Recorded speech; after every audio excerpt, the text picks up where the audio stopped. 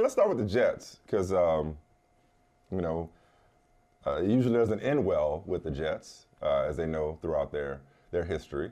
Yeah. They've come up in conversation for us a lot lately. I've had some smart-ass remarks about it. You never miss an opportunity. You worse than Bill Belichick. You never miss an opportunity to shit on the Jets. Yeah, exactly. But you cannot deny. You cannot deny. You cannot deny, for what it's worth, because you know how I feel about the off-season Super Bowl, but for what it's worth, you cannot deny the notable additions that the Jets have made this offseason. Tyron Smith, of course, at tackle. We mentioned Mike Williams, Morgan Moses at the other tackle, John Simpson at guard. So they really shored up that offensive line to protect Aaron Rodgers. Tyrod Taylor to back up Aaron Rodgers. Can't get much better as a veteran backup than Tyrod Taylor. And on defense, Javon Kinlaw, Isaiah Oliver, Lakey Fotu. I mean, you know Robert Saleh go ahead and boys playing on defense. So, but the Mike Williams signing, man, like, if he can stay healthy, and look, it doesn't help playing at MetLife for half your season, but if he can stay healthy, I got to compliment the Jets on finding the perfect complement to Garrett Wilson. Yeah, you know what, Mike? I hated to see what happened last year. What was it? 4 or 5 snaps into the season, Aaron Rodgers goes down with the Achilles, and then all the hype that we'd just placed at the feet of the Jets and all the attention on the Jets, and remember Hard Knocks and all the stuff. That's so much attention. Here we go again. That it just kind of.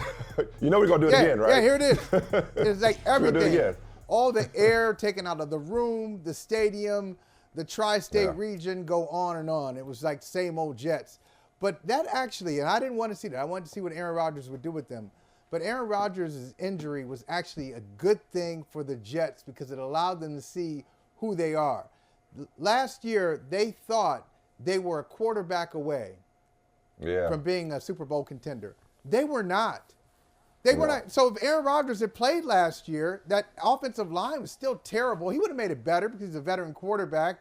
Garrett Wilson still didn't have anybody who could take legitimate attention off of him, even though Aaron Rodgers had his playground buddies there and his hand-picked offensive coordinator. They weren't good enough. So, like, I wonder how much Rodgers would have struggled, low key. Yeah, right, exactly. You know, like how much would Rodgers have actually struggled? They might have been 7-10.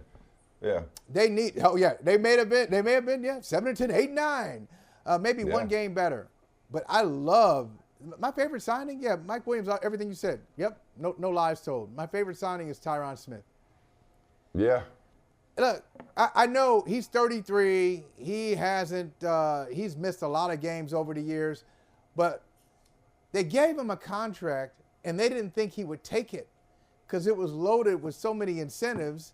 And they thought he must have had a better deal out there. He didn't. So his contract could be up to $20 million. But that for him to hit those incentives, he's going to have to play more than he has in the last almost 10 years.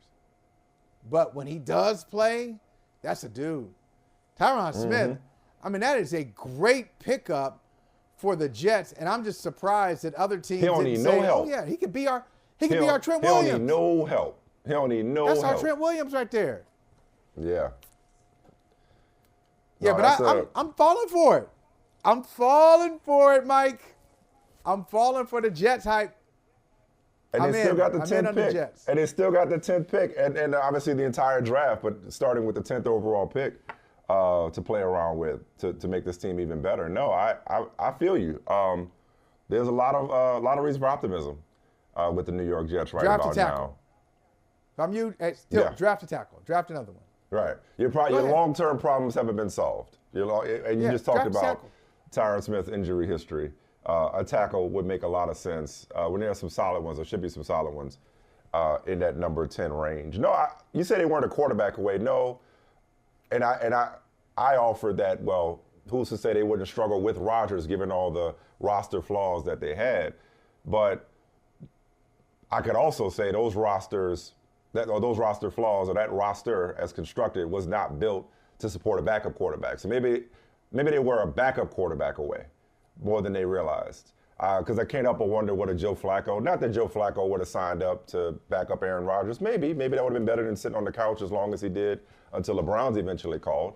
But, we've talked a lot about how the Jets didn't properly handle Zach Wilson's development. Not to say Zach Wilson's any good, but his development, some of the decision-making was poor, throwing him in before he was ready. He's still there for now, but I'm saying, the roster flaws were exacerbated by the lack of a capable backup. Yeah, they probably got to pay somebody to take on his contract, but I can't see him coming back again. But why move on? Why move on? You got Aaron Rodgers coming back. You gave him more support. You gave him a better offensive line. You gave him a number 2 receiver. Why move on from who? Zach Wilson? But for Zach Wilson, you got one more year. You don't have to pick up the option. That's an expensive third quarterback. That's an unnecessarily expensive third quarterback because he ain't your backup. Not really. He shouldn't be your backup. We learned that last year. Let him do what? Who's your backup? Let him do what? Tyrod Taylor. I just told you. Tyrod Taylor. He's injury prone too. He gets hurt a lot. Why not let him compete for the job? Tyrod Taylor be a great number 2 or number 3. Why not? I'm saying they should have let him. I'm saying they should have let him compete for the job from Jump Street, as in when he first got drafted 2nd overall. That ship has sailed for him competing for the job. No, you can't be trusted with this job. Come on, man. You got him under contract.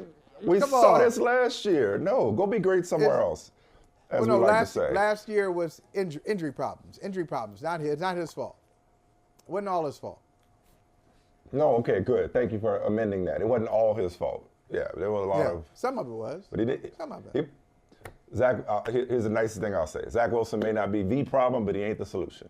Okay, and if he ain't part of the problem, if he ain't part of the solution, then you are part of the problem. Yes. And before I go all in, I'm like, before I go back in on the Jets, see, this is what happens when you just like jump to conclusions or just me? Me. Just speaking too soon. I spoke too soon. Because what's that thing you say about, you have your thing about, you had system quarterbacks, you revised that to circumstantial quarterbacks. Yeah. Okay. Yeah. Then I think you have something you say about for those that don't understand what I mean. It's organizations that win.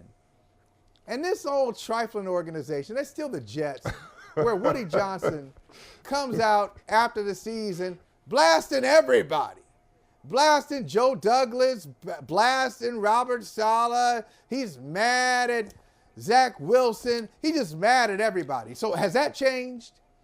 Yes, they've got a nice complimentary receiver in Mike Williams and the offensive line upgrades that we mentioned and defensively. What's Woody Johnson going to do? Is he going to sit down somewhere? Is he going to sit down and let his football people do what they got to do? Or is he just going to just kind of hover and be a nuisance? Because organizations win. Organizations, not individuals. Well, thankfully we know what Aaron Rodgers is not going to do, and that's run for vice president. I'm glad that story ended about as quickly as it started. Knock on wood. Hey, thank you for watching Brother from Another. If you haven't hit that subscribe button, go ahead and do that now. Don't forget you can catch us 3 to 4 weekdays on PeacockTV.com and on Sirius XM Channel 85.